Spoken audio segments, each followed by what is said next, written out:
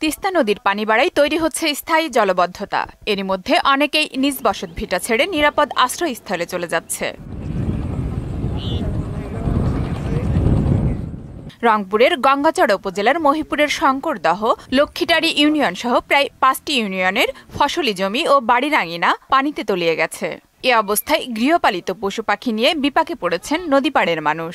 নিজেরও কষ্ট হয়, গরু ছাগলেরও কষ্ট হয়। যখন সামলিবার না পাই তখন অন্যের বাড়িতে নিয়ে যা গরু ছাগল আটকাই। বন্যা উঠছে, খুলি ঘাটা বাড়ি উঠছে, খুলি যাচ্ছে, মানুষ দূরে শ্বাস চড়াই নিয়ে খুলে যায়। বাদামও গেছি বা ধানও গেল, পাড়ও কাটতে পারছি না পানির জন্য।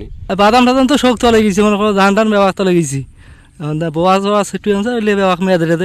জালি পারছিলাম, জালি মানে পানি উপরে উঠিয়া নষ্ট হয়ে গেছে।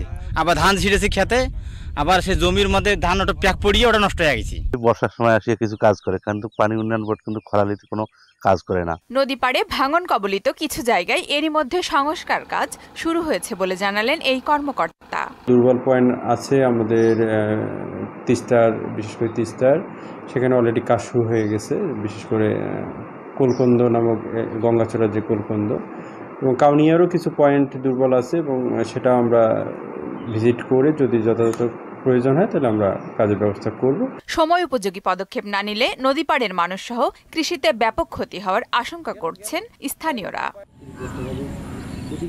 আফরিন পপি, মোহনা সংবাদ।